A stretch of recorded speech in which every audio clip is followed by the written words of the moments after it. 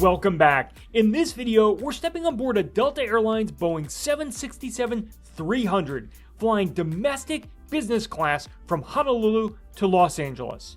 Many consider this the worst Delta One seat in Delta's fleet. But is it? And why do many frequent flyers hate this cabin? We'll cover the ground experience in Hawaii, the seat features, onboard service and amenities on this 5-hour red-eye to the west coast of California. Plus, can we really get a good night's sleep in this seat? Join us as we put this lie-flat product to the test.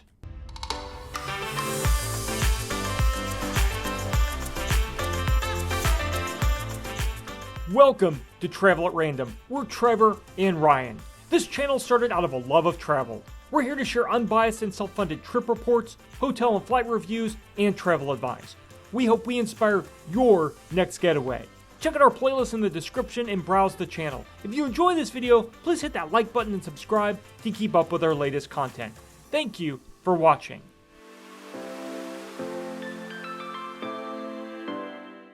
A quick plug before we hop into this flight review. We recently launched our new YouTube channel memberships and Patreon. If you enjoy this video, we'd love for you to subscribe to the channel. But if you're interested in taking your support of the channel even further, check out our memberships or join us on Patreon. We have some member-exclusive content, travel tips, and posts. Regardless of what you do, we appreciate you taking the time to watch our videos. Now, back to the review.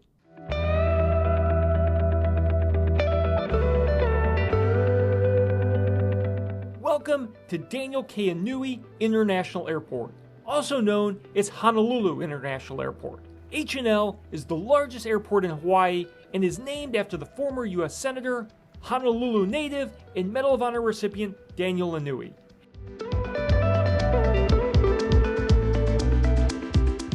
This airport serves many flights to the U.S. mainland and Canada, but it's also an international gateway for Hawaii with flights to Japan, Korea, Fiji, New Zealand, and Australia, to name a few. Delta operates out of Terminal 2. From Honolulu, Delta serves its West Coast hubs, LAX, and Seattle, but also has flights to Salt Lake City, Atlanta, Minneapolis, and Detroit. Today, we're heading to Los Angeles. Delta has a dedicated check-in line for Delta One customers. There was no wait when we arrived mid-afternoon. We quickly checked our bags and headed to security.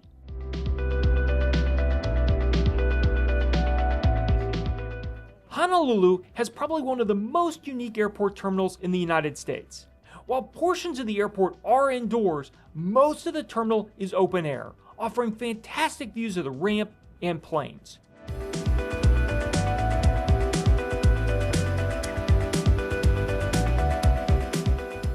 You'll find all of the normal airport features like restaurants and souvenir shops.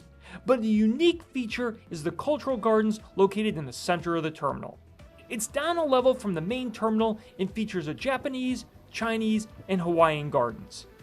This is a calming and relaxing place to take a stroll, sit on a bench, and enjoy some fresh air and tranquility before a flight.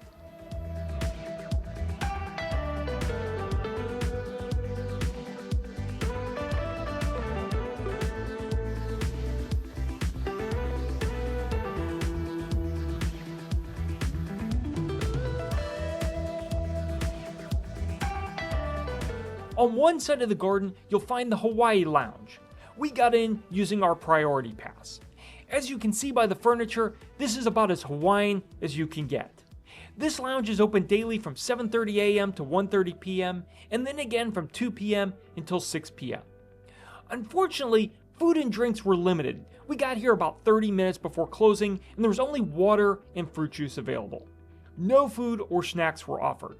This space is air conditioned and does offer Wi-Fi, so if you need a spot to rest for a bit, this is an option. After exploring the garden and Hawaii Lounge, we headed over to the Delta SkyClub. This club won't win any design awards, but the staff in this SkyClub are always super friendly. We got access to the lounge with our Delta One tickets. If this was a standard first class flight, the ticket would not get entry. We've covered access rules to the Delta Sky Clubs in the past, and we'll link a couple of those videos down in the description. The rules can be a bit confusing. The Honolulu SkyClub is a long rectangular space with a variety of seating options. The lounge was about half full when we arrived, but quickly emptied out. We were one of the last 2 flights Delta had out of HNL, and it was nice and quiet most of the evening. One of the highlights of this lounge is the food, with a nice emphasis on Hawaiian options. All food is buffet style. There are some normal options like salads and cold sandwiches, but some unique hot options like Hawaiian shoyu chicken and Kahlua pork. The paper plates are a bit cheap, but the food was good, especially the pork. Another unique feature is the pineapple soft serve ice cream machine. One more taste of the islands before heading back home. As for drinks, there's a standard SkyClub coffee machine that makes espresso-style drinks. There's tea, sodas, and other non-alcoholic options. There's also a small bar that features complimentary house wine, beer, and spirit, and premium alcohol for a fee. Another unique feature of this SkyClub are the Hawaiian-specific tiki cocktails, which are complimentary. I enjoyed a Blue Hawaiian. This lounge does feature Wi-Fi, which worked well. There are restrooms, but they are on the small side. There are no showers in this lounge. Overall, this SkyClub is one of the most unique in the Delta system and is a great spot to relax before a flight.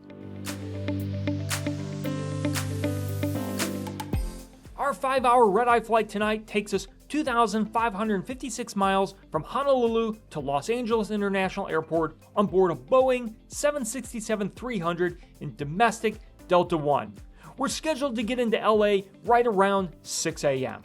While the terminal hallways at Honolulu are open air, the gates are in air-conditioned satellite buildings. Our flight was departing from E8. Apparently, this plane was parked in the sun most of the day and wasn't hooked up to ground power, so it hadn't been air-conditioned. The pilot apologized and delayed boarding while they brought the cabin temperature down. He told everyone they can't board above 90 degrees. This delay took about 30 minutes, and after the pre-boarding passengers, we boarded with Zone 1 with the rest of the Delta One cabin. Unfortunately, these 767s don't have a mid-cabin L2 door, so everyone boards from the front of the plane. There are 26 Delta One seats in a 1-2-1 configuration on the 767-300. The seats along the windows alternate between closer to the aisle and closer to the window. The odd rows are closer to the windows. I was in 3A for tonight's flight. Behind the Delta One cabin, there are 3 rows of Premium Select, which is Delta's premium economy seat in a 2-2-2 configuration. This is not to be confused with Comfort Plus, which is a standard economy seat just with more legroom. We recently reviewed this Premium Select product. If you're curious to see that experience, we'll link the video down in the description. We were very impressed with that experience. Behind Premium Select, there are 21 Comfort Plus and 151 economy seats in a 2-3-2 configuration. The Delta One seats on this plane are 20 inches wide and convert to a fully lie-flat bed, which we'll get to shortly. At each seat was a bottle of water, amenity kit, bedding, and in-flight menu. The seat features a large armrest and table on one side.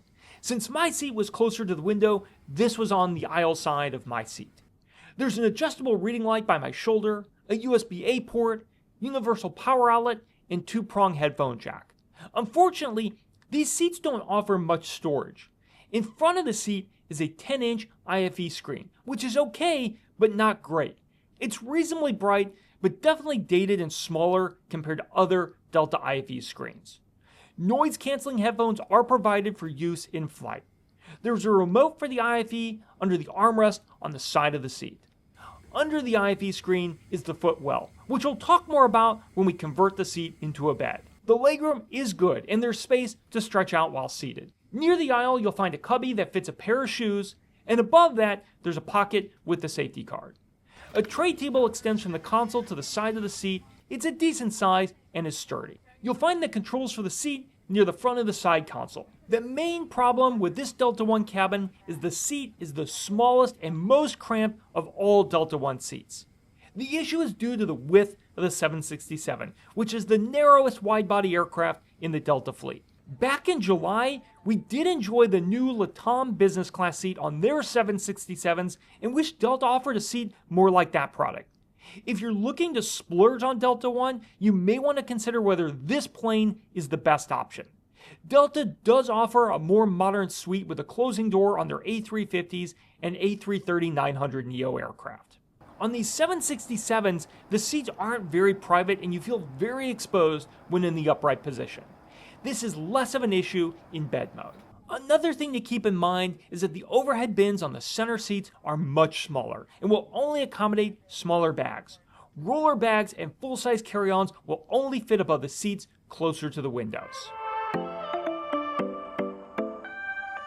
Pre-departure sparkling wine was provided once the boarding was nearly complete. This is due to the fact that boarding took place from the front for all passengers. With the door closed, we pulled away from the gate about 30 minutes behind.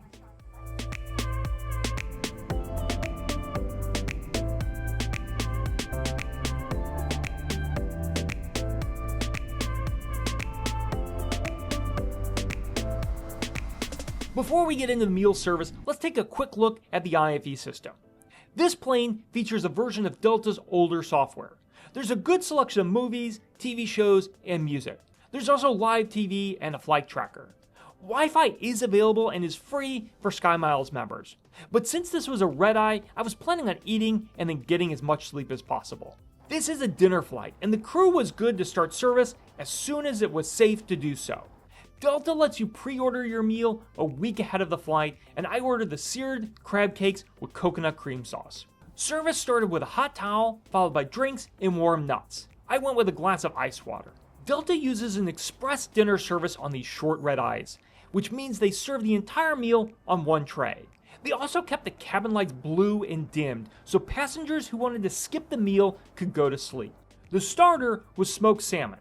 There was a small side salad, and then the crab cakes, which were accompanied by saffron rice and green beans. The food was pretty good. The crab cakes were flavorful with big chunks of crab.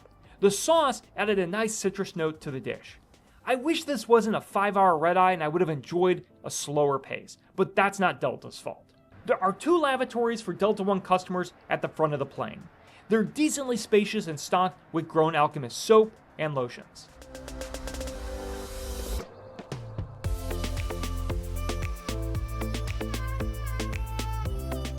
Back in my seat, I converted it into a bed. They did not provide mattress toppers on this flight.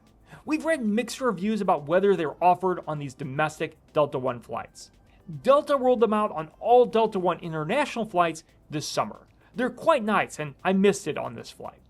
The bedding provided does include a good-sized pillow and a nice duvet, both made for a comfortable bed. The footwell was decent, and not as tight as I thought it would be. Delta lists the bed length at 77 inches. I'm 6 foot for reference. I was able to get a good 3 hours of sleep and woke about 40 minutes from landing. 2 other quick amenities to mention. Delta does provide slippers in Delta One. They are a decent quality. There's also an amenity kit from Missoni. I didn't film it on this flight, so here's a look at it from another recent Delta One flight. The kit includes an eye mask, earplugs, lotion, lip balm, a toothbrush, and a few other goodies. Service on this short red-eye was good. The flight attendants were fast and efficient, which is what you want. I'm pretty sure I was the only passenger down my aisle who had dinner, so meal service was very quick. We headed into LA just as the sun was rising. Enjoy the landing, and I'll be back to wrap things up.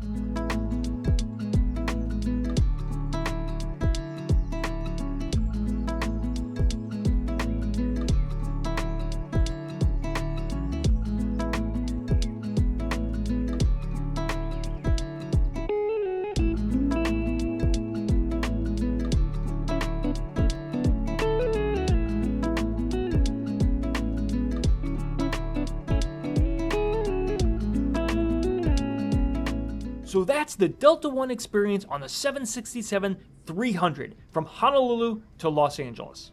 While these seats are definitely not as private as some of Delta's newer seats, the flight was comfortable and the crew was great. I was able to get some sleep, which is the real reason to have a flatbed business class seat on an overnight flight. Delta excels at the soft product with a friendly and responsive crew and decent food. The hard product is inconsistent. Delta has too many aircraft with different Delta One seats, but they are working to bring the fleet closer to alignment. These 767s are some of the oldest business class seats in Delta's lineup. On these 767-300s, the first row of Premium Select might be a good option if you want to save a little bit over Delta One. Those seats are nice and wide and the bulkhead offers good legroom.